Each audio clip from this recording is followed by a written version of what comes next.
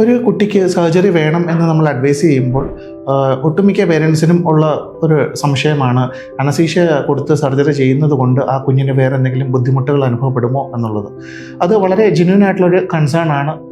പക്ഷേ കുട്ടികളിൽ നമ്മൾ വലിയ ആൾക്കാരെ വെച്ച് കമ്പയർ ചെയ്ത് നോക്കുമ്പോൾ ഒട്ടുമിക്ക ശസ്ത്രക്രിയകളും നമ്മൾ ചെയ്യുന്നത് ജനറൽ അനസ്തീഷ്യയിലാണ് കമ്പയർഡ് ടു ലോക്കൽ അനസ്തീഷ്യ അല്ലെങ്കിൽ സ്പൈനൽ അനസ്തീഷ്യ. സോ നമ്മൾ ഈ അനസ്തീഷ്യ കുഞ്ഞുങ്ങൾക്ക് കൊടുക്കാൻ തന്നെ കാരണം ആ ചെയ്യുന്ന ശസ്ത്രക്രിയ വേദനാരഹിതവും അതേപോലെ തന്നെ റിക്കവറി നല്ല രീതിയിൽ സംഭവിക്കാനും വേണ്ടിയിട്ടാണ്. ഇപ്പോഴത്തെ സിറ്റുവേഷനിൽ ഒരു പീഡിയാട്രിക് അനസ്തെറ്റിസ്റ്റിൻ്റെ സാന്നിധ്യമുള്ള ഹോസ്പിറ്റൽസിൽ നമ്മൾ സർജറി ചെയ്യുകയാണെങ്കിൽ യൂഷ്വലി അനസ്തീഷ്യ കൊടുക്കുന്നതുകൊണ്ട് കുഞ്ഞിന് വേറെ തകരാറുകളോ ബുദ്ധിമുട്ടുകളോ ഒന്നും അനുഭവപ്പെടാറില്ല. കാരണം അതിനകത്ത് എയർവേ മെയിൻ്റനൻസ് ആണ് ഏറ്റവും ഇമ്പോർട്ടൻ്റ് ആയിട്ടുള്ള ഘടകം.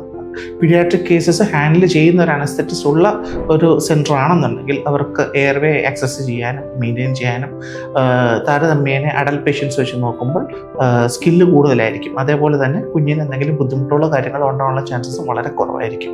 സോ അത്തരത്തിൽ ഉള്ള ഫെസിലിറ്റീസ് ഉള്ള ഹോസ്പിറ്റൽസിലാണ് നമ്മൾ ശസ്ത്രക്രിയ ചെയ്യുന്നതെങ്കിൽ വളരെ സേഫായിട്ടുള്ള രീതിയിൽ നമുക്ക് ആ ശസ്ത്രക്രിയ കംപ്ലീറ്റ് ചെയ്യാൻ പറ്റുന്നതാണ്. അതേപോലെ തന്നെ നമ്മൾ ഈ ശസ്ത്രക്രിയ ചെയ്യുന്ന സമയത്ത് കുഞ്ഞുങ്ങൾക്ക് കൊടുക്കുന്ന ഇൻഹലേഷൻ അനസ്തെറ്റിക് ഏജൻസും എന്ന് പറഞ്ഞാൽ ശ്വസന പ്രക്രിയയിലൂടെ കൊടുക്കുന്ന മരുന്നുകളും അല്ലാതെ ഇഞ്ചക്ഷനായിട്ട് കൊടുക്കുന്ന മരുന്നുകളും കുഞ്ഞുങ്ങളിൽ ഒരു അളവ് വരെ നമ്മൾ മെഷർ ചെയ്ത് കൊടുക്കുമ്പോൾ അത് വളരെ സേഫായ രീതിയിൽ നമുക്ക് കൊടുക്കാൻ സാധിക്കുന്നതാണ്.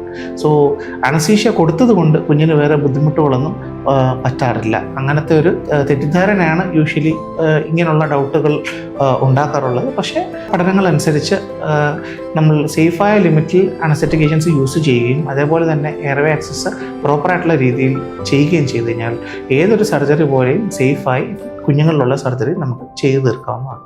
Thank you.